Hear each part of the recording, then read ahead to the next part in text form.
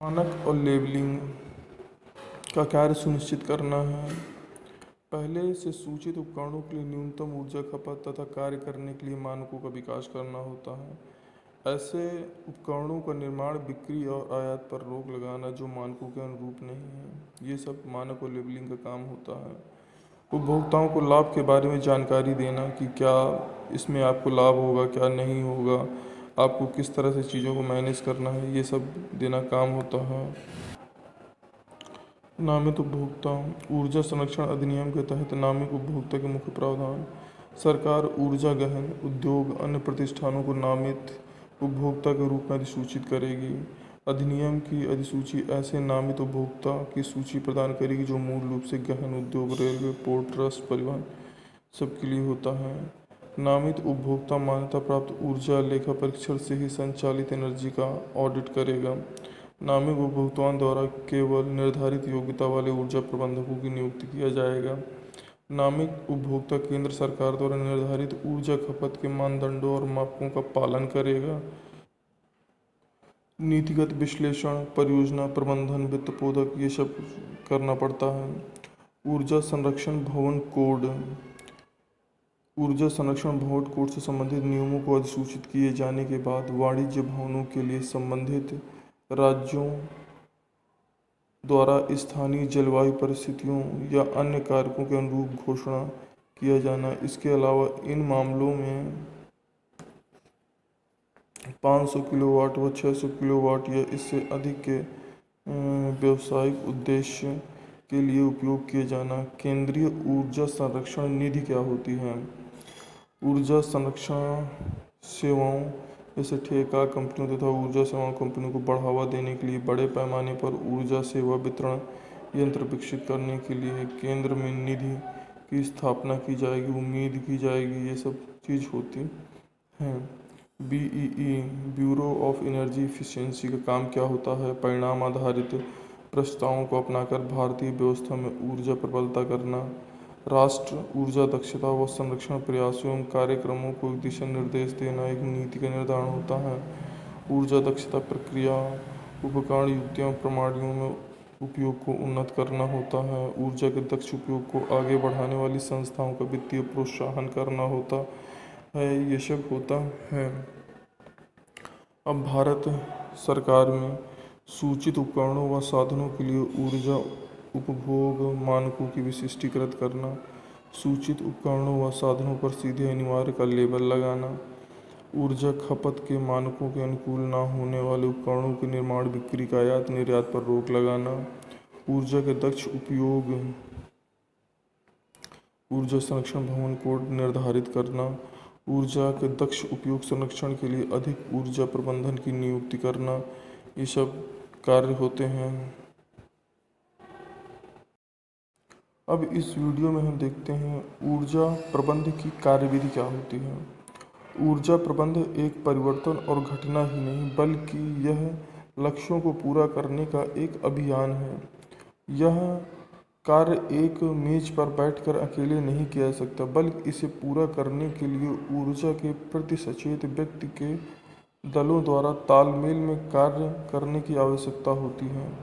ऊर्जा प्रबंधन के लिए व्यवस्थित तरीके से स्थापित बहुत सी संगठित प्रयासों की कार्यविधि की आवश्यकता होती है। कुशल ऊर्जा प्रबंधक की आवश्यकता क्या होती है? कुशल प्रबंधक वह होता है जो जागरूकता की ओर ले जाए, सभी स्तर के लोगों को प्रोत्साहित करे और प्रक्रिया को बदले, ऊर्जा खपत के निर्धारित लक्ष्यों और रिकॉर्ड रखे और संगठन और मानव दोनों में ही परिवर्तन करें। अब आते हैं ऊर्जा संरक्षण। आर्थिक विकास की मूलभूत आवश्यकताओं में एक ऊर्जा है। समाज के प्रत्येक क्षेत्र जैसे कृषि, उद्योग, परिवहन, व्यापार या घर, सभी जगह ऊर्जा की आवश्यकता होती है। ऊर्जा की बढ़ती हुई खपत की जीवाश्म जैसे कोयला, पेट्रोलियम, प्राकृतिक गैस निर्भरता बढ़ती है। इनकी बिजली की आपूर्ति होती है। आज पर्यावरण के प्रदूषण, स्वास्थ्य की समस्याओं के कारण इन जीवाश्म ईंधनों की अपेक्षा स्वच्छ ऊर्जा के काल्पनिक स्रोतों के विकास तथा उपयोगिता की जरूरत बढ़ती है। जीवाश्म उद्योगों की बढ़ती कीमतों और भविष्य में इनकी कमी के गंभीर संकट से ऊर्जा विकास के एक स्थायी मार्ग के सृजन की आवश्यकता महसूस की गई है। इसके लिए दो सर्वोत्तम मार्ग हैं। पहला, ऊर्जा संरक्षण को प्रोत्साहन देना और दूसरा, पर्यावरण के अनुकूल ऊर्जा स्रोतों का इस्तेमाल करना। देश में ऊर्जा की मांग और आपूर्ति के बीच अंतराल को कम करने की सबसे अधिक लागत प्रभावी विधि ऊर्जा दक्षता को प्रोत्साहन देना, इसका संरक्षण करना। ऊर्जा संरक्षण कम खपत के जरिए उपयोग की जा रही है। ऊर्जा को यह अनुमान लगाया गया है कि लगभग 25,000 मेगावाट क्षमता विद्युत क्षेत्र में केवल ऊर्जा दक्षता के माध्यम से उत्पन्न की जा सकती है। ऊर्जा संरक्षण पर विचार करते हुए भारत सरकार ने ऊर्जा संरक्षण अधिनियम 2001 को प्रस्तावित किया है। ऊर्जा संरक्षण से ऊर्जा की लागत में कमी आती है। इसके द्वारा ऊर्जा संरक्षण के नए विद्युत संयंत्रों की ज़रूरत कम की जा सकती है और बढ़ती आबादी की अर्थव्यवस्था को बनाए रखने के लिए ऊर्जा आयात में कमी लाई जा सकती है। उत्सर्जन की कमी से स्वच्छ परिवेश और नागरिकों के लिए स्वस्थ जीवन शैली को बढ़ावा मिलता है और ऊर्जा की कमी के लिए सबसे अधिक मितव्ययिता का समाधान यही है। ऊर्जा संरक्षण का अर्थ गुणवत्ता और निर्गत मात्रा को प्रभावित किए बिना ऊर्जा की खपत को घटाने से है। ऊर्जा संरक्षण वैद्युत एवं दक्षता उपयोग करने का आग्रह करता है, जिससे उत्पादन को लागत को घटाया जा सकता है। उद्योगों में ऊर्जा संरक्षण योग्यता को क्रियान्वित करने के लिए दो सामान्य सिद्धांत निम्नलिखित हैं। अधिकतम ऊर्जा दक्षता, निवेशित ऊर्जा का केवल कुछ भाग ही उपयोगी कार्य में परिवर्तित होता है। जब प्रदान की गई ऊर्जा के अधिकतम भाग का यूज किया जाता है तो वह एक तरह से हानि बन जाती है। अधिकतम लागत प्रभावोत्तक, ऊर्जा संरक्षण उपायों की क्रियाशीलता के लिए अतिरिक्त निवेश की आवश्यकता होती है। जैसे ही ऊर्जा संरक्षण का स्तर बढ़ता है वैसे ही अतिरिक्त निवेश और बढ़ जाता है। अब आते हैं हम ऊर्जा संरक्षण अधिनियम 2001 तथा इसकी विशेषताएं। नीति फ्रेमवर्क ऊर्जा संरक्षण अधिनियम 2001 उच्च ऊर्जा बचत के बारे में हम यहाँ पर देखते हैं। अब आता है राज्य सरकार में क्या कैसा होता है।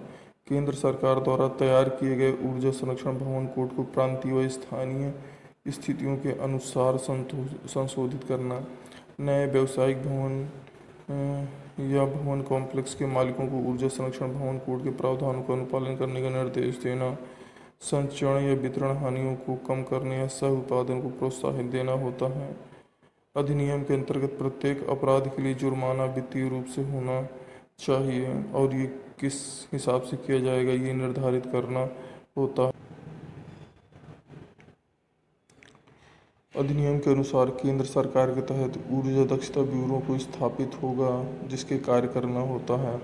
अधिनियम के तहत सरकार वाणिज्य भवनों के लिए ऊर्जा संरक्षण भवन कोड जारी कर सकती है। अधिनियम सरकार को उपकरण या उपकरणों के लिए ऊर्जा की खपत के मानदंडों को जारी कर सकती है। विधेयक अधिनियम के तहत किए गए अपराधों के लिए निर्दिष्ट दंड को जारी कर सकती है। ये सारे कार्य राज्य सरकार के द्वारा किए जाते हैं। ऊर्जा संरक्षण अधिनियम 2001 के मुख्य अंश क्या क्या हैं ये हम देखते हैं। इस अधिनियम के तहत ऊर्जा दक्षता ब्यूरो की स्थापना दिनांक 1/3/2002 को हुई थी। यह ऊर्जा दक्षता और उपयोग के संरक्षण की नीतियों को जारी करता है। ऊर्जा संरक्षण अधिनियम 2001 के सर्वाधिक महत्वपूर्ण अंश क्या हैं? यह प्रत्यक्ष नामित उपभोक्ताओं के लिए ऊर्जा दक्षता उपयोग हेतु प्रमाणित ऊर्जा प्रबंधकों को नियुक्त करती है। समस्त उपयंत्रों उपकरणों का ऊर्जा खपत के मानकों को चस्पा देती है। राज्य स्तरीय सरकार को क्षेत्रीय स्थानीय मौसम के सिपाहियों स्थितियों के आधार पर ऊर्जा संरक्षण भवन अनुरोध करती है। मानक तथा लेबलिंग क्या होता है? बी की स्टार रेटिंग योजना को मानवीय पावर मंत्री द्वारा 2006 को लागू किया गया था। यह योजना फिलहाल निम्न में लागू की गई है। कमरा वातानुकूलन, पंखे, कलर, ये सब चीज़ों में लागू होती हैं। इस प्रकार हमारा ये चैप्टर ख़त्म हो जाता है और इसके तहत कुछ क्वेश्चन बनते हैं जो हमें करने ज़रूरी होते हैं। जैसे ऊर्जा प्रबंधन क्या है, इसके तहत हम देखते हैं कि किस प्रकार से हम ऊर्जा को प्रबंधित कर सकते हैं, कहाँ पर हमें कितनी ऊर्जा की आवश्यकता है, कितनी नहीं, उसी हिसाब से हम ऊर्जा का उपयोग करेंगे। ऊर्जा प्रबंधन दल के कर्तव्य क्या होते हैं, कार्य क्या होते हैं, वो अपने अपने काम कैसे करते हैं, ऊर्जा प्रबंधन का सिद्धांत क्या होता है, उसी हिसाब से सारी चीज़ों को करना होता है। ऊर्जा संरक्षण विभिन्न सिद्धांतों को लिखना है। ऊर्जा संरक्षण अधिनियम क्या होता है उसके बारे में लिखना है। ऊर्जा संरक्षण अधिनियम के महत्वपूर्ण अंशों के बारे में लिखना है। संरक्षण तथा लेबलिंग क्या होती है उसके बारे में हमें समझाना है। ये सब कुछ हमको करना होता है, तो ये हम इसके अंतर्गत लाते हैं। तो मतलब कहने का यही है कि ऊर्जा संरक्षण जो हमारा होता है उसमें बहुत ही ज़्यादा ज़रूरी है, और जो भी हो रहा है इसके बारे में हमें जानना भी बहुत ज़्यादा ज़रूरी है। तो ये वाला चैप्टर हमारा यहीं पर समाप्त होता है। Student, thank you for watching मी, और मैं ये कहूँगा कि मेरा चैनल सब्सक्राइब कर ले जिससे कि अगले आने वाली वीडियो आपको समय पर मिल सके। धन्यवाद। मानक और लेबलिंग का कार्य सुनिश्चित करना है। पहले से सूचित उपकरणों के लिए न्यूनतम ऊर्जा खपत तथा कार्य करने के लिए मानकों का विकास करना होता है। ऐसे उपकरणों का निर्माण, बिक्री और आयात पर रोक लगाना जो मानकों के अनुरूप नहीं है, ये सब मानक और लेबलिंग का काम होता है। उपभोक्ताओं को लाभ के बारे में जानकारी देना कि क्या इसमें आपको लाभ होगा, क्या नहीं होगा, आपको किस तरह से चीज़ों को मैनेज करना है, ये सब देना काम होता है। नामित उपभोक्ता। ऊर्जा संरक्षण अधिनियम के तहत नामित उपभोक्ता के मुख्य प्रावधान। सरकार ऊर्जा गहन उद्योग अन्य प्रतिष्ठानों को नामित उपभोक्ता के रूप में अधिसूचित करेगी। अधिनियम की अधिसूची ऐसे नामित उपभोक्ता की सूची प्रदान करेगी जो मूल रूप से गहन उद्योग, रेलवे, पोर्ट ट्रस्ट, परिवहन सबके लिए होता है। नामित उपभोक्ता मान्यता प्राप्त ऊर्जा लेखा परीक्षण से ही संचालित एनर्जी का ऑडिट करेगा। नामित उपभोक्ताओं द्वारा केवल निर्धारित योग्यता वाले ऊर्जा प्रबंधकों की नियुक्ति किया जाएगा। नामित उपभोक्ता केंद्र सरकार द्वारा निर्धारित ऊर्जा खपत के मानदंडों और मापकों का पालन करेगा। नीतिगत विश्लेषण, परियोजना प्रबंधन, वित्त पोधक, ये सब करना पड़ता है। ऊर्जा संरक्षण भवन कोड। ऊर्जा संरक्षण भवन कोड से संबंधित नियमों को अधिसूचित किए जाने के बाद वाणिज्य भवनों के लिए संबंधित राज्यों द्वारा स्थानीय जलवायु परिस्थितियों या अन्य कारकों के अनुरूप घोषणा किया जाना। इसके अलावा इन मामलों में 500 किलोवाट व 600 किलोवाट या इससे अधिक के व्यावसायिक उद्देश्य के लिए उपयोग किए जाना। केंद्रीय ऊर्जा संरक्षण निधि क्या होती है? ऊर्जा संरक्षण सेवाओं जैसे ठेका कंपनियों तथा ऊर्जा सेवा कंपनियों को बढ़ावा देने के लिए बड़े पैमाने पर ऊर्जा सेवा वितरण यंत्र विकसित करने के लिए केंद्र में निधि की स्थापना की जाएगी, उम्मीद की जाएगी, ये सब चीज़ होती हैं। BEE bureau of energy efficiency का काम क्या होता है? परिणाम आधारित प्रस्तावों को अपनाकर भारतीय व्यवस्था में ऊर्जा प्रबलता करना। राष्ट्र ऊर्जा दक्षता व संरक्षण प्रयासों एवं कार्यक्रमों को दिशा निर्देश देना एक नीति का निर्धारण होता है। ऊर्जा दक्षता प्रक्रिया, उपकरण, युक्तियों, प्रणालियों में उपयोग को उन्नत करना होता है। ऊर्जा के दक्ष उपयोग को आगे बढ़ाने वाली संस्थाओं का वित्तीय प्रोत्साहन करना होता है। ये सब होता है। अब भारत सरकार में सूचित उपकरणों व साधनों के लिए ऊर्जा उपभोग मानकों की विशिष्टीकृत करना। सूचित उपकरणों व साधनों पर सीधे अनिवार्य का लेबल लगाना। ऊर्जा खपत के मानकों के अनुकूल न होने वाले उपकरणों के निर्माण, बिक्री, आयात निर्यात पर रोक लगाना। ऊर्जा के दक्ष उपयोग, ऊर्जा संरक्षण भवन कोड निर्धारित करना। ऊर्जा के दक्ष उपयोग संरक्षण के लिए अधिक ऊर्जा प्रबंधन की नियुक्ति करना। ये सब कार्य होते हैं। हेलो स्टूडेंट्स, आज इस वीडियो में हम पढ़ते हैं ऊर्जा संरक्षण तथा ऊर्जा संरक्षण अधिनियम 2001। जैसे कि आप जानते हैं कि ऊर्जा की जो भी प्रॉब्लम्स आती जा रही हैं, इस वजह से गवर्नमेंट में इस चीज़ को सोच कर कि हम ऊर्जा संरक्षण के बारे में कैसे कुछ नियम बना सकते हैं जिससे कि लोग इसमें जागरूक हों और ऊर्जा के बारे में ज़्यादा से ज़्यादा सोचें। जैसे कि इसमें दिया गया है कि ऊर्जा प्रबंधन का अर्थ अधिकतम फायदे के लिए ऊर्जा का प्रभावी ढंग से उपयोग करना है।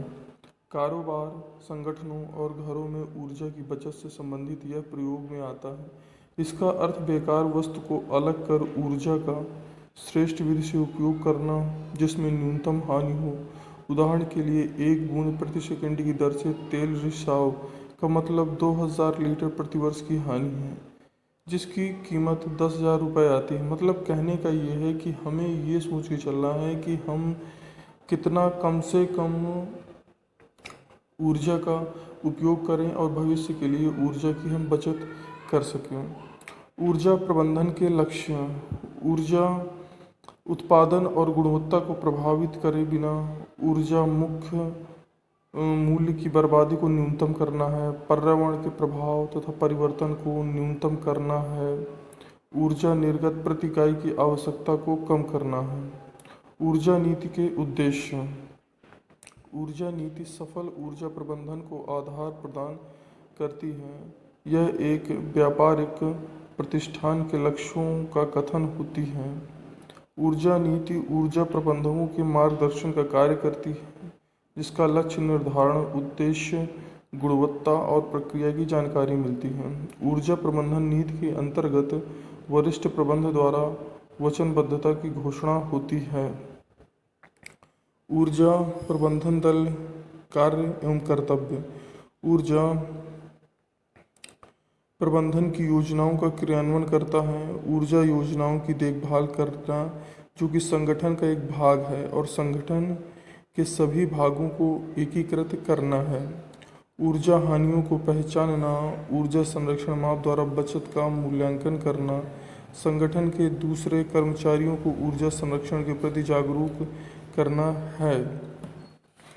ऊर्जा प्रबंधन की जिम्मेदारियां और कर्तव्य: नियंत्रण और कम लागत के लिए वार्षिक क्रियाकलाप योजना बनाना, प्रबंधन की आज्ञा से संगठन द्वारा ऊर्जा संरक्षण इकाई को स्थापित करना, ऊर्जा मूल्य को कम करने के लिए योजना बनाना, लागू करना और उनका प्रबंधन करना, संस्था के अन्य कर्मचारियों को जागरूक बनाना और आंतरिक प्रयोगशाला शोध करना तथा उससे प्राप्त परिणामों की जानकारी संबंधित दस्तावेजों में बांटना, सभी कर्मचारियों के लिए नियमित प्रशिक्षण देना, ऊर्जा लेख परीक्षण करने के लिए बाहरी सरकारी विभाग को बुलाना, ये सब काम होते हैं। ऊर्जा प्रबंधक के कर्तव्य: इसमें हम देखते हैं कि जो हमारा मैनेजर होता है, एनर्जी मैनेजर होता है, उसको ऊर्जा को कैसे प्रबंधित करके रखना है। मान्यता प्राप्त लेखा परीक्षक द्वारा की गई अनुशंसा पर की गई कार्यवाही और ऊर्जा खपत की जानकारी ब्यूरो ऑफ एनर्जी एवं राज्य स्तरीय नामित संस्था को निर्धारित मूल्य में भरकर भेजना चाहिए। ऊर्जा संरक्षण की सामान्य प्रवृत्ति का विश्लेषण करके एकत्रित सूचनाओं को रिकॉर्ड करने की अच्छी व्यवस्था स्थापित करनी चाहिए। ऊर्जा लेखा परीक्षा करने वाले लेखा परीक्षक के साथ सहयोग करना चाहिए। मांगी गई जानकारियां अधिनियम के तहत बोर्ड को देनी चाहिए। ऊर्जा प्रबंधन के सिद्धांत एवं कार्यनीति क्या होती हैं? ऊर्जा का उपयोग उसकी अधिकतम ऊर्जा क्षमता तक ही किया जाना चाहिए। सभी प्रकार की ऊर्जा आवश्यकता के अनुसार संभव न्यूनतम मूल्य पर उपलब्ध होना चाहिए। हानियों को कम करना चाहिए। ऊर्जा प्रबंधन की कार्यनीति के विभिन्न विवरण क्या होते हैं? उपयोग की गई ऊर्जा के प्रकार की जानकारी को सूचीबद्ध करना चाहिए। उपयोग की गई तकनीकी और मशीनों का अध्ययन करना चाहिए। आवश्यक तकनीकी और उपकरण की पहचान करना चाहिए। आवश्यक स्रोतों पर विचार विमर्श कर परिणाम करना चाहिए। वार्षिक पुनः परीक्षण करना चाहिए। मतलब कहने का ये मतलब है कि इसमें हम हर तरह से जो भी ऊर्जा के बारे में चीज़ें होती हैं कि कैसे उनको व्यवस्थित रखना है, उन सब चीज़ों के बारे में हम करते हैं। अब इस वीडियो में हम देखते हैं ऊर्जा प्रबंध की कार्यविधि क्या होती है। ऊर्जा प्रबंध एक परिवर्तन और घटना ही नहीं बल्कि यह लक्ष्यों को पूरा करने का एक अभियान है। यह कार्य एक मेज पर बैठकर अकेले नहीं किया जा सकता बल्कि इसे पूरा करने के लिए ऊर्जा के प्रति सचेत व्यक्ति के दलों द्वारा तालमेल में कार्य करने की आवश्यकता होती है। ऊर्जा प्रबंधन के लिए व्यवस्थित तरीके से स्थापित बहुत सी संगठित प्रयासों की कार्यविधि की आवश्यकता होती है। कुशल ऊर्जा प्रबंधक की आवश्यकता क्या होती है? कुशल प्रबंधक वह होता है जो जागरूकता की ओर ले जाए, सभी स्तर के लोगों को प्रोत्साहित करे और प्रक्रिया को बदले, ऊर्जा खपत के निर्धारित लक्ष्यों और रिकॉर्ड रखे और संगठन और मानव दोनों में ही परिवर्तन करें। अब आते हैं ऊर्जा संरक्षण। आर्थिक विकास की मूलभूत आवश्यकताओं में एक ऊर्जा है। समाज के प्रत्येक क्षेत्र जैसे कृषि, उद्योग, परिवहन, व्यापार या घर, सभी जगह ऊर्जा की आवश्यकता होती है। ऊर्जा की बढ़ती हुई खपत की जीवाश्म जैसे कोयला, पेट्रोलियम, प्राकृतिक गैस निर्भरता बढ़ती है। इनकी बिजली की आपूर्ति होती है। आज पर्यावरण के प्रदूषण, स्वास्थ्य की समस्याओं के कारण इन जीवाश्म ईंधनों की अपेक्षा स्वच्छ ऊर्जा के काल्पनिक स्रोतों के विकास तथा उपयोगिता की जरूरत बढ़ती है। जीवाश्म उद्योगों की बढ़ती कीमतों और भविष्य में इनकी कमी के गंभीर संकट से ऊर्जा विकास के एक स्थायी मार्ग के सृजन की आवश्यकता महसूस की गई है। इसके लिए दो सर्वोत्तम मार्ग हैं। पहला, ऊर्जा संरक्षण को प्रोत्साहन देना और दूसरा, पर्यावरण के अनुकूल ऊर्जा स्रोतों का इस्तेमाल करना। देश में ऊर्जा की मांग और आपूर्ति के बीच अंतराल को कम करने की सबसे अधिक लागत प्रभावी विधि ऊर्जा दक्षता को प्रोत्साहन देना, इसका संरक्षण करना। ऊर्जा संरक्षण कम खपत के जरिए उपयोग की जा रही है। ऊर्जा को यह अनुमान लगाया गया है कि लगभग 25,000 मेगावाट क्षमता विद्युत क्षेत्र में केवल ऊर्जा दक्षता के माध्यम से उत्पन्न की जा सकती है। ऊर्जा संरक्षण पर विचार करते हुए भारत सरकार ने ऊर्जा संरक्षण अधिनियम 2001 को प्रस्तावित किया है। ऊर्जा संरक्षण से ऊर्जा की लागत में कमी आती है। इसके द्वारा ऊर्जा संरक्षण के नए विद्युत संयंत्रों की ज़रूरत कम की जा सकती है और बढ़ती आबादी की अर्थव्यवस्था को बनाए रखने के लिए ऊर्जा आयात में कमी लाई जा सकती है। उत्सर्जन की कमी से स्वच्छ परिवेश और नागरिकों के लिए स्वस्थ जीवन शैली को बढ़ावा मिलता है और ऊर्जा की कमी के लिए सबसे अधिक मितव्ययिता का समाधान यही है। ऊर्जा संरक्षण का अर्थ गुणवत्ता और निर्गत मात्रा को प्रभावित किए बिना ऊर्जा की खपत को घटाने से है। ऊर्जा संरक्षण वैद्युत एवं दक्षता उपयोग करने का आग्रह करता है जिससे उत्पादन को लागत को घटाया जा सकता है। उद्योगों में ऊर्जा संरक्षण योग्यता को क्रियान्वित करने के लिए दो सामान्य सिद्धांत निम्नलिखित हैं। अधिकतम ऊर्जा दक्षता, निवेशित ऊर्जा का केवल कुछ भाग ही उपयोगी कार्य में परिवर्तित होता है। जब प्रदान की गई ऊर्जा के अधिकतम भाग का यूज किया जाता है तो वह एक तरह से हानि बन जाती है। अधिकतम लागत प्रभावोत्तक, ऊर्जा संरक्षण उपायों की क्रियाशीलता के लिए अतिरिक्त निवेश की आवश्यकता होती है। जैसे ही ऊर्जा संरक्षण का स्तर बढ़ता है वैसे ही अतिरिक्त निवेश और बढ़ जाता है। अब आते हैं हम ऊर्जा संरक्षण अधिनियम 2001 तथा इसकी विशेषताएं। नीति फ्रेमवर्क ऊर्जा संरक्षण अधिनियम 2001 है। उच्च ऊर्जा बचत के बारे में हम यहाँ पर देखते हैं। अब आता है राज्य सरकार में क्या कैसा होता है। केंद्र सरकार द्वारा तैयार किए गए ऊर्जा संरक्षण भवन कोड को प्रांतीय व स्थानीय स्थितियों के अनुसार संशोधित करना। नए व्यावसायिक भवन या भवन कॉम्प्लेक्स के मालिकों को ऊर्जा संरक्षण भवन कोड के प्रावधानों का अनुपालन करने का निर्देश देना। संचरण या वितरण हानियों को कम करने या सह उत्पादन को प्रोत्साहित देना होता है। अधिनियम के अंतर्गत प्रत्येक अपराध के लिए जुर्माना वित्तीय रूप से होना चाहिए और ये किस हिसाब से किया जाएगा ये निर्धारित करना होता है। अधिनियम के अनुसार केंद्र सरकार के तहत ऊर्जा दक्षता ब्यूरो को स्थापित होगा जिसके कार्य करना होता है।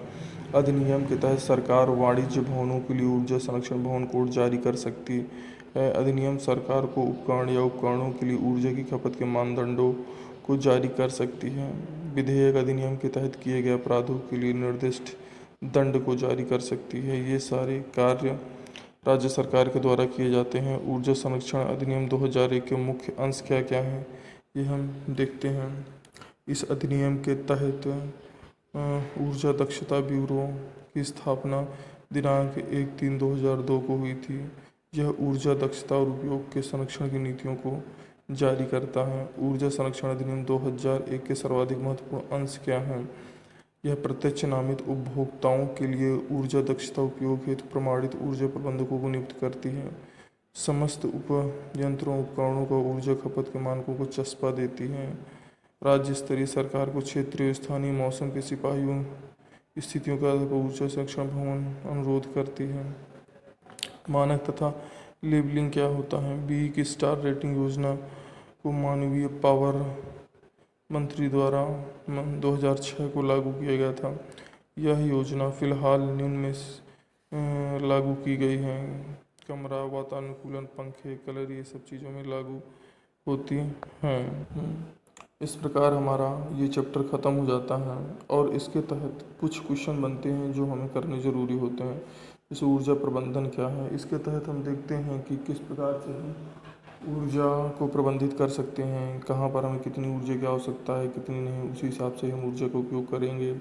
ऊर्जा प्रबंधन दल के कर्तव्य क्या होते हैं, कार्य क्या होते हैं, वो अपने अपने काम कैसे करते हैं, ऊर्जा प्रबंधन का सिद्धांत क्या होता है, उसी हिसाब से सारी चीज़ों को करना होता है। ऊर्जा संरक्षण विभिन्न सिद्धांतों को लिखना है।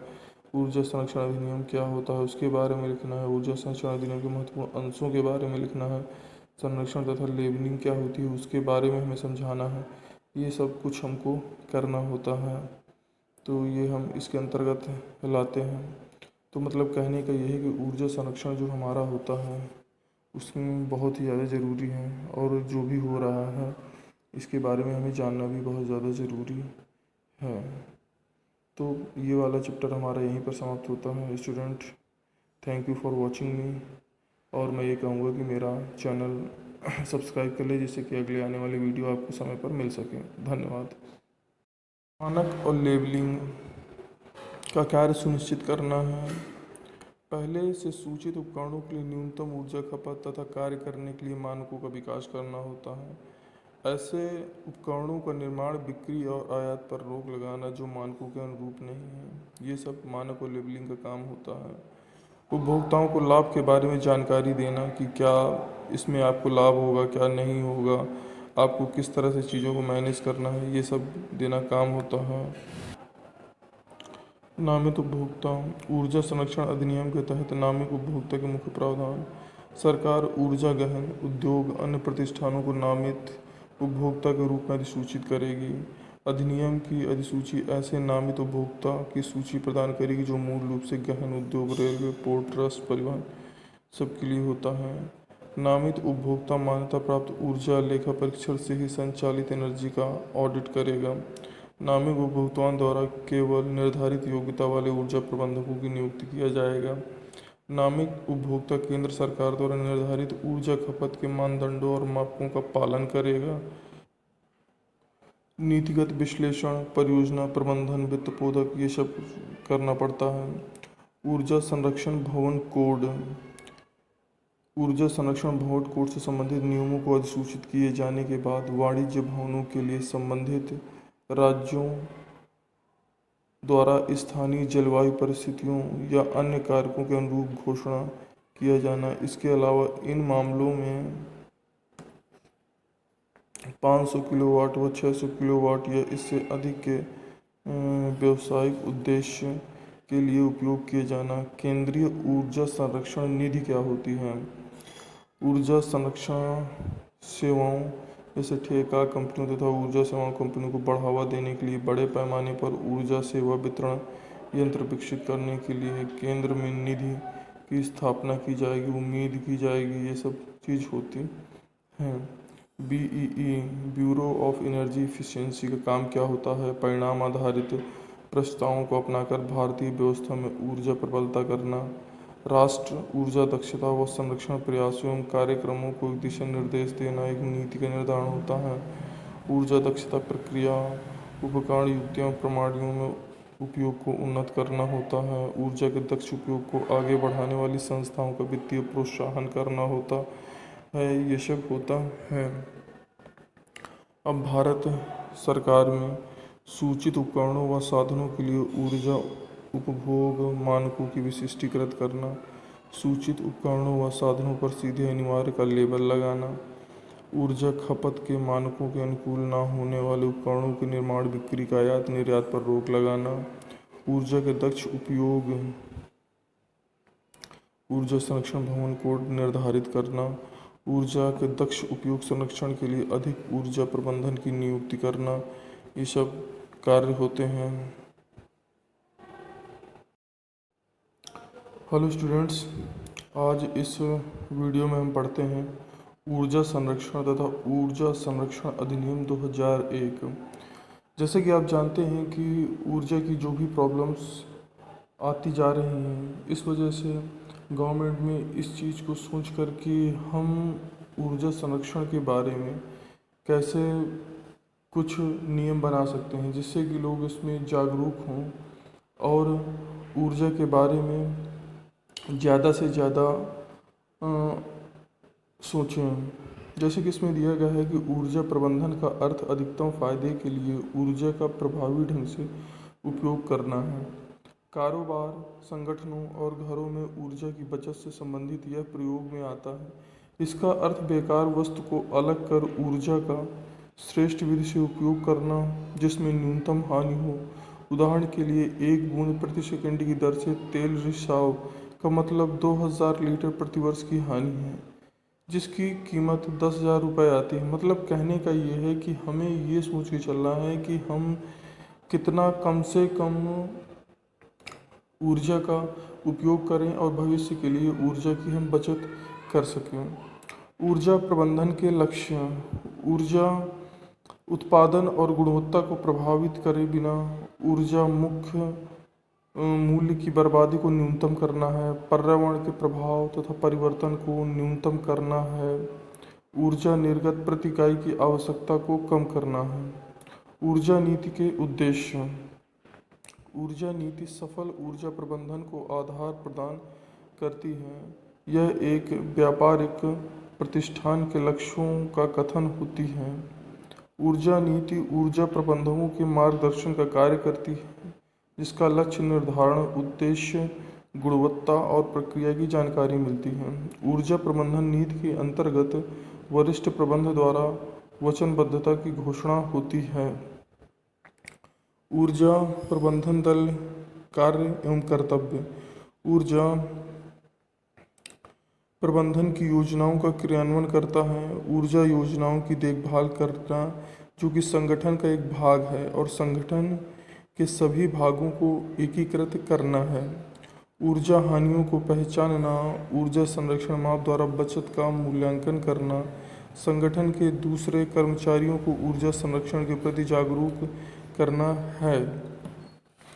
ऊर्जा प्रबंधन की जिम्मेदारियां और कर्तव्य नियंत्रण और कम लागत के लिए वार्षिक क्रियाकलाप योजना बनाना, प्रबंधन की आज्ञा से संगठन द्वारा ऊर्जा संरक्षण इकाई को स्थापित करना, ऊर्जा मूल्य को कम करने के लिए योजना बनाना, लागू करना और उनका प्रबंधन करना, संस्था के अन्य कर्मचारियों को जागरूक बनाना और आंतरिक प्रयोगशाला शोध करना तथा उससे प्राप्त परिणामों की जानकारी संबंधित दस्तावेजों में बांटना, सभी कर्मचारियों के लिए नियमित प्रशिक्षण देना, ऊर्जा लेख परीक्षण करने के लिए बाहरी सरकारी विभाग को बुलाना, ये सब काम होते हैं। ऊर्जा प्रबंधक के कर्तव्य, इसमें हम देखते हैं कि जो हमारा मैनेजर होता है, एनर्जी मैनेजर होता है, उसको ऊर्जा को कैसे प्रबंधित करके रखना है। मान्यता प्राप्त लेखा परीक्षक द्वारा की गई अनुशंसा पर की गई कार्यवाही और ऊर्जा खपत की जानकारी ब्यूरो ऑफ एनर्जी एवं राज्य स्तरीय नामित संस्था को निर्धारित मूल्य में भरकर भेजना चाहिए। ऊर्जा संरक्षण की सामान्य प्रवृत्ति का विश्लेषण करके एकत्रित सूचनाओं को रिकॉर्ड करने की अच्छी व्यवस्था स्थापित करनी चाहिए। ऊर्जा लेखा परीक्षा करने वाले लेखा परीक्षक के साथ सहयोग करना चाहिए। मांगी गई जानकारियां अधिनियम के तहत बोर्ड को देनी चाहिए। ऊर्जा प्रबंधन के सिद्धांत एवं कार्यनीति क्या होती हैं? ऊर्जा का उपयोग उसकी अधिकतम ऊर्जा क्षमता तक ही किया जाना चाहिए। सभी प्रकार की ऊर्जा आवश्यकता के अनुसार संभव न्यूनतम मूल्य पर उपलब्ध होना चाहिए। हानियों को कम करना चाहिए। ऊर्जा प्रबंधन की कार्यनीति के विभिन्न विवरण क्या होते हैं? उपयोग की गई ऊर्जा के प्रकार की जानकारी को सूचीबद्ध करना चाहिए। उपयोग की गई तकनीकी और मशीनों का अध्ययन करना चाहिए। आवश्यक तकनीकी और उपकरण की पहचान करना चाहिए। आवश्यक स्रोतों पर विचार विमर्श कर परिणाम करना चाहिए। वार्षिक पुनः परीक्षण करना चाहिए। मतलब कहने का ये मतलब है कि इसमें हम हर तरह से जो भी ऊर्जा के बारे में चीज़ें होती हैं कि कैसे उनको व्यवस्थित रखना है, उन सब चीज़ों के बारे में हम करते हैं। अब इस वीडियो में हम देखते हैं ऊर्जा प्रबंध की कार्यविधि क्या होती है। ऊर्जा प्रबंध एक परिवर्तन और घटना ही नहीं बल्कि यह लक्ष्यों को पूरा करने का एक अभियान है। यह कार्य एक मेज पर बैठकर अकेले नहीं किया जा सकता बल्कि इसे पूरा करने के लिए ऊर्जा के प्रति सचेत व्यक्ति के दलों द्वारा तालमेल में कार्य करने की आवश्यकता होती है। ऊर्जा प्रबंधन के लिए व्यवस्थित तरीके से स्थापित बहुत सी संगठित प्रयासों की कार्यविधि की आवश्यकता होती है। कुशल ऊर्जा प्रबंधक की आवश्यकता क्या होती है? कुशल प्रबंधक वह होता है जो जागरूकता की ओर ले जाए, सभी स्तर के लोगों को प्रोत्साहित करे और प्रक्रिया को बदले, ऊर्जा खपत के निर्धारित लक्ष्यों और रिकॉर्ड रखे और संगठन और मानव दोनों में ही परिवर्तन करें। अब आते हैं ऊर्जा संरक्षण। आर्थिक विकास की मूलभूत आवश्यकताओं में एक ऊर्जा है। समाज के प्रत्येक क्षेत्र जैसे कृषि, उद्योग, परिवहन, व्यापार या घर, सभी जगह ऊर्जा की आवश्यकता होती है। ऊर्जा की बढ़ती हुई खपत की जीवाश्म जैसे कोयला, पेट्रोलियम, प्राकृतिक गैस निर्भरता बढ़ती है। इनकी बिजली की आपूर्ति होती है। आज पर्यावरण के प्रदूषण, स्वास्थ्य की समस्याओं के कारण इन जीवाश्म ईंधनों की अपेक्षा स्वच्छ ऊर्जा के काल्पनिक स्रोतों के विकास तथा उपयोगिता की जरूरत बढ़ती है। जीवाश्म उद्योगों की बढ़ती कीमतों और भविष्य में इनकी कमी के गंभीर संकट से ऊर्जा विकास के एक स्थायी मार्ग के सृजन की आवश्यकता महसूस की गई है। इसके लिए दो सर्वोत्तम मार्ग हैं। पहला, ऊर्जा संरक्षण को प्रोत्साहन देना और दूसरा, पर्यावरण के अनुकूल ऊर्जा स्रोतों का इस्तेमाल करना। देश में ऊर्जा की मांग और आपूर्ति के बीच अंतराल को कम करने की सबसे अधिक लागत प्रभावी विधि ऊर्जा दक्षता को प्रोत्साहन देना, इसका संरक्षण करना। ऊर्जा संरक्षण कम खपत के जरिए उपयोग की जा रही है। ऊर्जा को यह अनुमान लगाया गया है कि लगभग 25,000 मेगावाट क्षमता विद्युत क्षेत्र में केवल ऊर्जा दक्षता के माध्यम से उत्पन्न की जा सकती है। ऊर्जा संरक्षण पर विचार करते हुए भारत सरकार ने ऊर्जा संरक्षण अधिनियम 2001 को प्रस्तावित किया है। ऊर्जा संरक्षण से ऊर्जा की लागत में कमी आती है। इसके द्वारा ऊर्जा संरक्षण के नए विद्युत संयंत्रों की ज़रूरत कम की जा सकती है और बढ़ती आबादी की अर्थव्यवस्था को बनाए रखने के लिए ऊर्जा आयात में कमी लाई जा सकती है। उत्सर्जन की कमी से स्वच्छ परिवेश और नागरिकों के लिए स्वस्थ जीवन शैली को बढ़ावा मिलता है और ऊर्जा की कमी के लिए सबसे अधिक मितव्ययिता का समाधान यही है। ऊर्जा संरक्षण का अर्थ गुणवत्ता और निर्गत मात्रा को प्रभावित किए बिना ऊर्जा की खपत को घटाने से है। ऊर्जा संरक्षण वैद्युत एवं दक्षता उपयोग करने का आग्रह करता है जिससे उत्पादन को लागत को घटाया जा सकता है। उद्योगों में ऊर्जा संरक्षण योग्यता को क्रियान्वित करने के लिए दो सामान्य सिद्धांत निम्नलिखित हैं।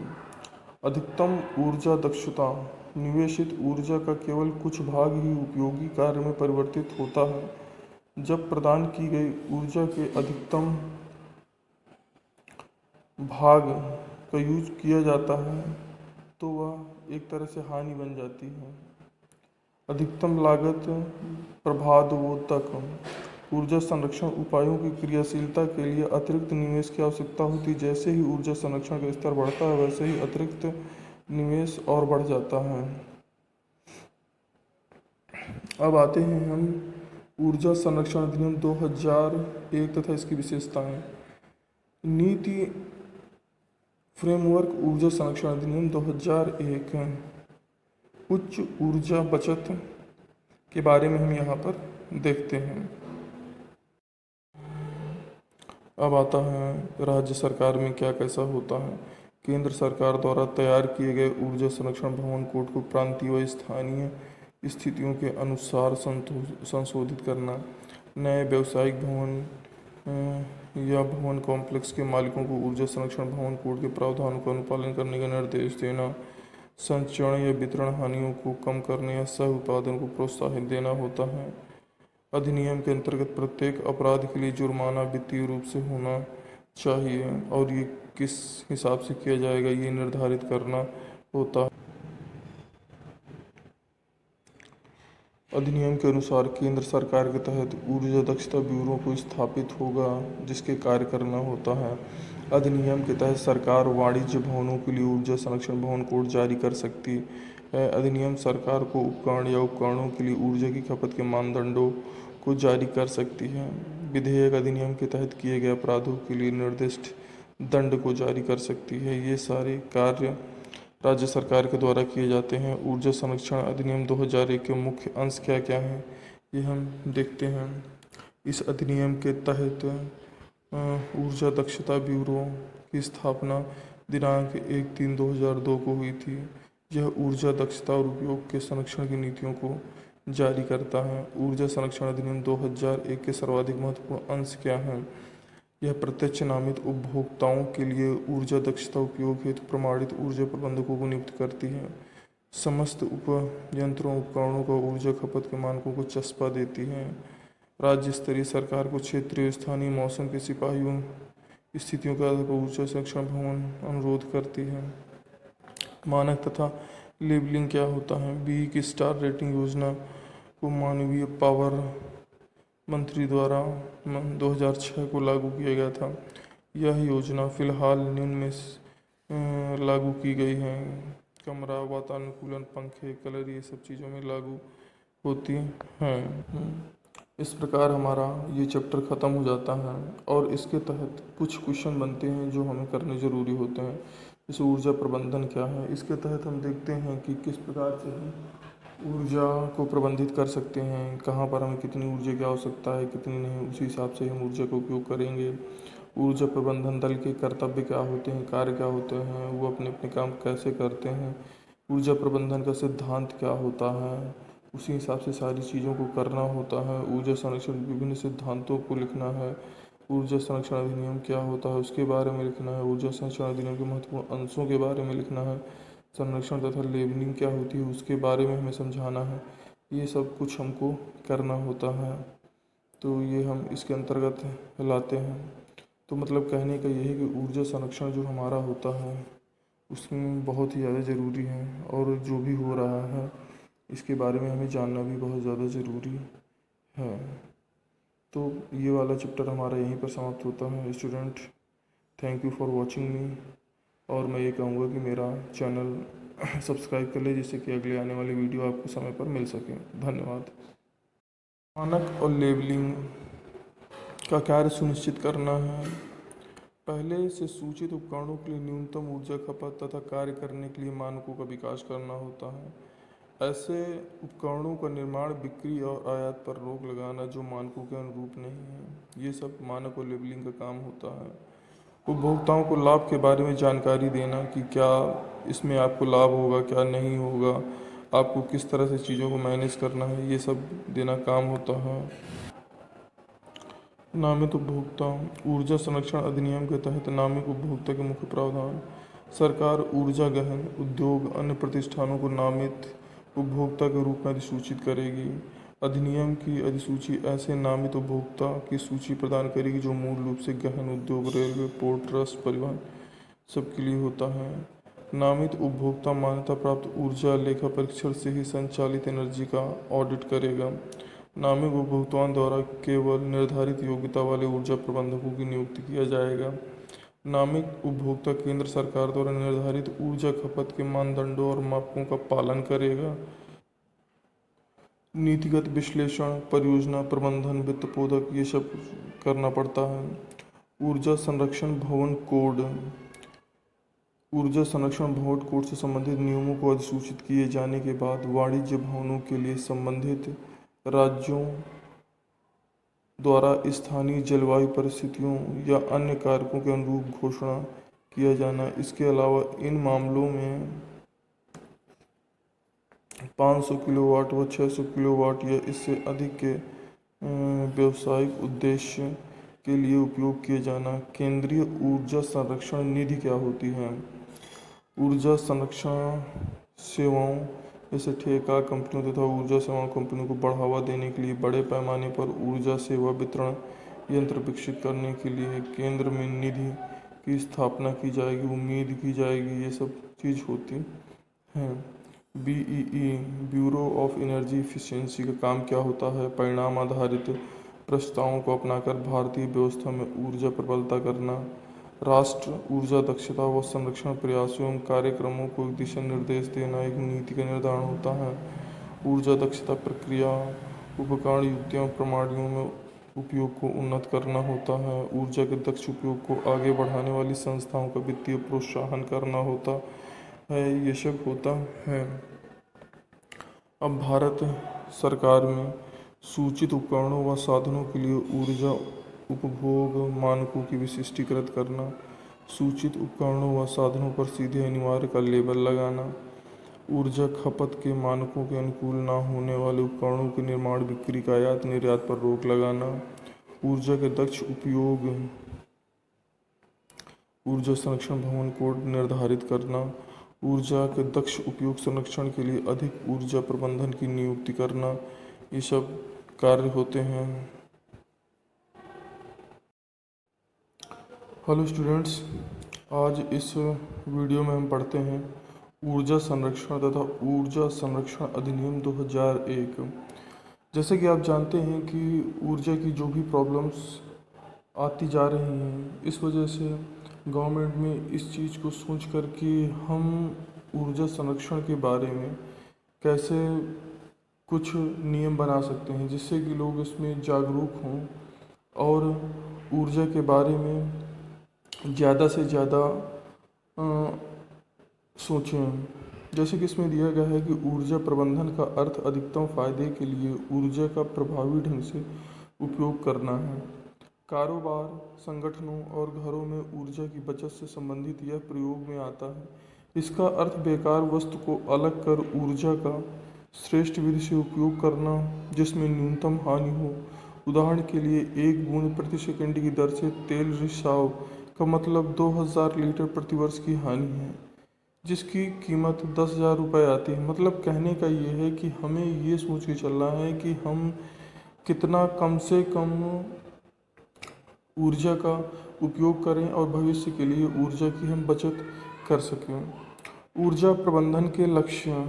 ऊर्जा उत्पादन और गुणवत्ता को प्रभावित करे बिना ऊर्जा मुख्य मूल्य की बर्बादी को न्यूनतम करना है, पर्यावरण के प्रभाव तथा परिवर्तन को न्यूनतम करना है, ऊर्जा निर्गत प्रति इकाई की आवश्यकता को कम करना है। ऊर्जा नीति के उद्देश्य। ऊर्जा नीति सफल ऊर्जा प्रबंधन को आधार प्रदान करती है। यह एक व्यापारिक प्रतिष्ठान के लक्ष्यों का कथन होती है। ऊर्जा नीति ऊर्जा प्रबंधकों के मार्गदर्शन का कार्य करती है, जिसका लक्ष्य निर्धारण, उद्देश्य, गुणवत्ता और प्रक्रिया की जानकारी मिलती है।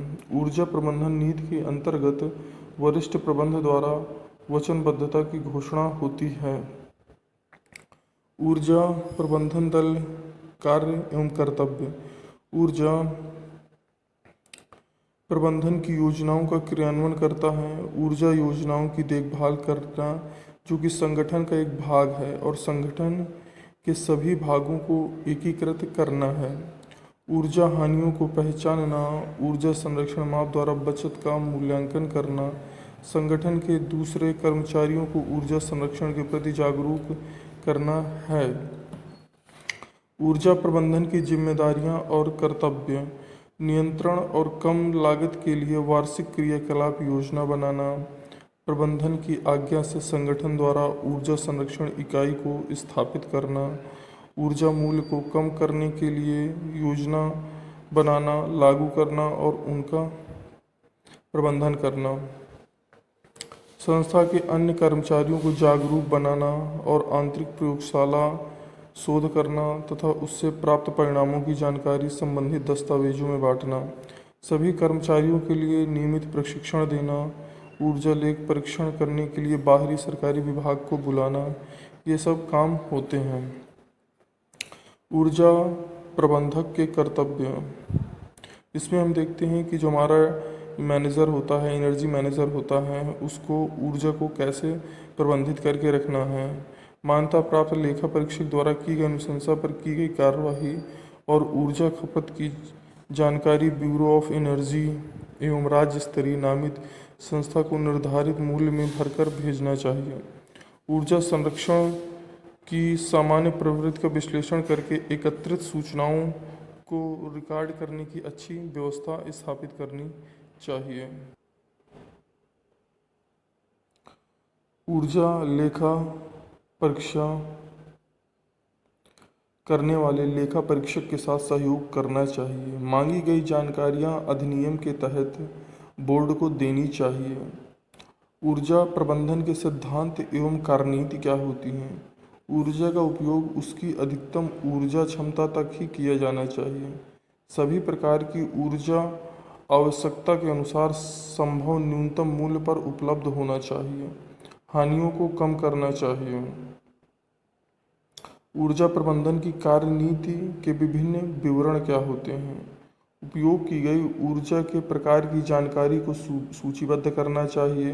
उपयोग की गई तकनीकी और मशीनों का अध्ययन करना चाहिए। आवश्यक तकनीकी और उपकरण की पहचान करना चाहिए। आवश्यक स्रोतों पर विचार विमर्श कर परिणाम करना चाहिए। वार्षिक पुनः परीक्षण करना चाहिए। मतलब कहने का ये मतलब है कि इसमें हम हर तरह से जो भी ऊर्जा के बारे में चीज़ें होती हैं कि कैसे उनको व्यवस्थित रखना है, उन सब चीज़ों के बारे में हम करते हैं। मानक और लेबलिंग का कार्य सुनिश्चित करना है। पहले से सूचित उपकरणों के लिए न्यूनतम ऊर्जा खपत तथा कार्य करने के लिए मानकों का विकास करना होता है। ऐसे उपकरणों का निर्माण, बिक्री और आयात पर रोक लगाना जो मानकों के अनुरूप नहीं है, ये सब मानक और लेबलिंग का काम होता है। उपभोक्ताओं को लाभ के बारे में जानकारी देना कि क्या इसमें आपको लाभ होगा, क्या नहीं होगा, आपको किस तरह से चीज़ों को मैनेज करना है, ये सब देना काम होता है। नामित उपभोक्ता। ऊर्जा संरक्षण अधिनियम के तहत नामित उपभोक्ता के मुख्य प्रावधान। सरकार ऊर्जा गहन उद्योग अन्य प्रतिष्ठानों को नामित उपभोक्ता के रूप में अधिसूचित करेगी। अधिनियम की अधिसूची ऐसे नामित उपभोक्ता की सूची प्रदान करेगी जो मूल रूप से गहन उद्योग, रेलवे, पोर्ट ट्रस्ट, परिवहन सबके लिए होता है। नामित उपभोक्ता मान्यता प्राप्त ऊर्जा लेखा परीक्षण से ही संचालित एनर्जी का ऑडिट करेगा। नामित उपभोक्ताओं द्वारा केवल निर्धारित योग्यता वाले ऊर्जा प्रबंधकों की नियुक्ति किया जाएगा। नामित उपभोक्ता केंद्र सरकार द्वारा निर्धारित ऊर्जा खपत के मानदंडों और मापकों का पालन करेगा। नीतिगत विश्लेषण, परियोजना प्रबंधन, वित्त पोधक, ये सब करना पड़ता है। ऊर्जा संरक्षण भवन कोड। ऊर्जा संरक्षण भवन कोड से संबंधित नियमों को अधिसूचित किए जाने के बाद वाणिज्य भवनों के लिए संबंधित राज्यों द्वारा स्थानीय जलवायु परिस्थितियों या अन्य कारकों के अनुरूप घोषणा किया जाना। इसके अलावा इन मामलों में 500 किलोवाट व 600 किलोवाट या इससे अधिक के व्यावसायिक उद्देश्य के लिए उपयोग किए जाना। केंद्रीय ऊर्जा संरक्षण निधि क्या होती है? ऊर्जा संरक्षण सेवाओं जैसे ठेका कंपनियों तथा ऊर्जा सेवा कंपनियों को बढ़ावा देने के लिए बड़े पैमाने पर ऊर्जा सेवा वितरण यंत्र विकसित करने के लिए केंद्र में निधि की स्थापना की जाएगी, उम्मीद की जाएगी, ये सब चीज़ होती हैं। BEE bureau of energy efficiency का काम क्या होता है? परिणाम आधारित प्रस्तावों को अपनाकर भारतीय व्यवस्था में ऊर्जा प्रबलता करना, राष्ट्र ऊर्जा दक्षता व संरक्षण प्रयासों एवं कार्यक्रमों को दिशा निर्देश देना एक नीति का निर्धारण होता है। ऊर्जा दक्षता प्रक्रिया, उपकरण, युक्तियों, प्रणालियों में उपयोग को उन्नत करना होता है। ऊर्जा के दक्ष उपयोग को आगे बढ़ाने वाली संस्थाओं का वित्तीय प्रोत्साहन करना होता है। ये सब होता है। अब भारत सरकार में सूचित उपकरणों व साधनों के लिए ऊर्जा उपभोग मानकों की विशिष्टीकृत करना, सूचित उपकरणों व साधनों पर सीधे अनिवार्य का लेबल लगाना, ऊर्जा खपत के मानकों के अनुकूल न होने वाले उपकरणों के निर्माण, बिक्री का आयात निर्यात पर रोक लगाना, ऊर्जा के दक्ष उपयोग ऊर्जा संरक्षण भवन कोड निर्धारित करना, ऊर्जा के दक्ष उपयोग संरक्षण के लिए अधिक ऊर्जा प्रबंधन की नियुक्ति करना, ये सब कार्य होते हैं। मानक और लेबलिंग का कार्य सुनिश्चित करना है। पहले से सूचित उपकरणों के लिए न्यूनतम ऊर्जा खपत तथा कार्य करने के लिए मानकों का विकास करना होता है। ऐसे उपकरणों का निर्माण, बिक्री और आयात पर रोक लगाना जो मानकों के अनुरूप नहीं है, ये सब मानक और लेबलिंग का काम होता है। उपभोक्ताओं को लाभ के बारे में जानकारी देना कि क्या इसमें आपको लाभ होगा, क्या नहीं होगा, आपको किस तरह से चीज़ों को मैनेज करना है, ये सब देना काम होता है। नामित उपभोक्ता। ऊर्जा संरक्षण अधिनियम के तहत नामित उपभोक्ता के मुख्य प्रावधान। सरकार ऊर्जा गहन उद्योग अन्य प्रतिष्ठानों को नामित उपभोक्ता के रूप में अधिसूचित करेगी। अधिनियम की अधिसूची ऐसे नामित उपभोक्ता की सूची प्रदान करेगी जो मूल रूप से गहन उद्योग, रेलवे, पोर्ट ट्रस्ट, परिवहन सबके लिए होता है। नामित उपभोक्ता मान्यता प्राप्त ऊर्जा लेखा परीक्षण से ही संचालित एनर्जी का ऑडिट करेगा। नामित उपभोक्ताओं द्वारा केवल निर्धारित योग्यता वाले ऊर्जा प्रबंधकों की नियुक्ति किया जाएगा। नामित उपभोक्ता केंद्र सरकार द्वारा निर्धारित ऊर्जा खपत के मानदंडों और मापकों का पालन करेगा। नीतिगत विश्लेषण, परियोजना प्रबंधन, वित्त पोधक, ये सब करना पड़ता है। ऊर्जा संरक्षण भवन कोड। ऊर्जा संरक्षण भवन कोड से संबंधित नियमों को अधिसूचित किए जाने के बाद वाणिज्य भवनों के लिए संबंधित राज्यों द्वारा स्थानीय जलवायु परिस्थितियों या अन्य कारकों के अनुरूप घोषणा किया जाना। इसके अलावा इन मामलों में 500 किलोवाट व 600 किलोवाट या इससे अधिक के व्यावसायिक उद्देश्य के लिए उपयोग किए जाना। केंद्रीय ऊर्जा संरक्षण निधि क्या होती है? ऊर्जा संरक्षण सेवाओं जैसे ठेका कंपनियों तथा ऊर्जा सेवा कंपनियों को बढ़ावा देने के लिए बड़े पैमाने पर ऊर्जा सेवा वितरण यंत्र विकसित करने के लिए केंद्र में निधि की स्थापना की जाएगी, उम्मीद की जाएगी, ये सब चीज़ होती हैं। BEE bureau of energy efficiency का काम क्या होता है? परिणाम आधारित प्रस्तावों को अपनाकर भारतीय व्यवस्था में ऊर्जा प्रबलता करना, राष्ट्र ऊर्जा दक्षता व संरक्षण प्रयासों एवं कार्यक्रमों को दिशा निर्देश देना एक नीति का निर्धारण होता है। ऊर्जा दक्षता प्रक्रिया, उपकरण, युक्तियों, प्रणालियों में उपयोग को उन्नत करना होता है। ऊर्जा के दक्ष उपयोग को आगे बढ़ाने वाली संस्थाओं का वित्तीय प्रोत्साहन करना होता है। ये सब होता है। अब भारत सरकार में सूचित उपकरणों व साधनों के लिए ऊर्जा उपभोग मानकों की विशिष्टीकृत करना, सूचित उपकरणों व साधनों पर सीधे अनिवार्य का लेबल लगाना, ऊर्जा खपत के मानकों के अनुकूल न होने वाले उपकरणों के निर्माण, बिक्री का आयात निर्यात पर रोक लगाना, ऊर्जा के दक्ष उपयोग ऊर्जा संरक्षण भवन कोड निर्धारित करना, ऊर्जा के दक्ष उपयोग संरक्षण के लिए अधिक ऊर्जा प्रबंधन की नियुक्ति करना, ये सब कार्य होते हैं।